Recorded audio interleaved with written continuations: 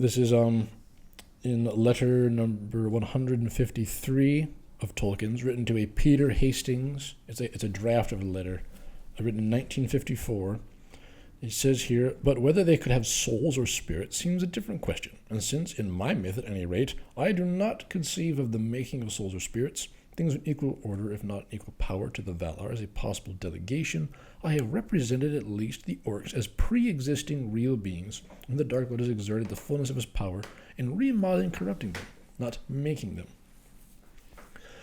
So because they were pre-existing real beings who had those already had their creative abilities, which Iluvatar allowed them to have anyway, then that leads me to believe that the orcs are still just able to breed on their own. Okay. And but because they are corrupted with evil spirits, then they breed kind of out of control. Because like we see, like the elves, they don't breed a lot. Like they certainly have enough to replace their numbers, and they do grow, but like they're really not very high in population. Yeah, I feel like how an elf work is like in elf couple, just like they have children, but they invest all their time and effort into raising the child, so to ensure the child grows properly, understands properly, and so on and so forth. Humans and dwarves do also to an extent, but the orcs breed out of control like rabbits. So it's like the orcs would have like thousands of offspring, and these orcs are just left for themselves. No one going on, and you're probably going to get to that later. I don't know, but like I feel like Azog and what was his son Borg.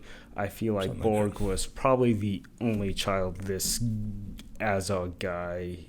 I don't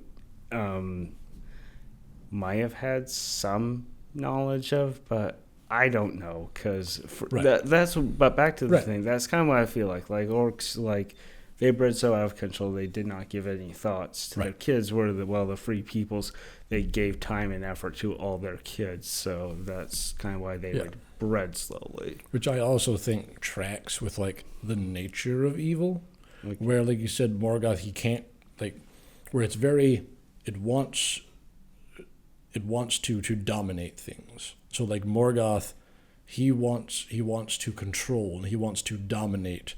And when you go with that intention, like was talked about in the last episode with the magic, your intention going into it does matter. And so when you have the intention of wanting to dominate and wanting to control and have things to worship you, then Morgoth, he loses his ability to like subcreate purely. And so he has to corrupt things. And so to look at the other free peoples like the elves or the humans and the way that they reproduce, and with it being much more deliberate and controlled and they care, versus these orcs who are just always more populist because they're just breeding out of control. Yeah. To show like another twisting of what naturally should have been. Yeah. That's another evidence, I think, for why there are so many orcs, that they just breed a ton. Yeah. I think it tracks with the nature of a corrupted creature. Yeah. Yeah, no limits, no respectability, completely out of control. The only time there's like the orcs have any kind of like control is when they have some kind of dark lord imposing his will upon them and being like, you're gonna do this thing. So other than that, they just gotta do whatever they want, and it's always a bad thing they want. Yeah, well, let's be honest, either way it's a bad thing for them. A dark lord forces them, or they do their own thing. But yeah.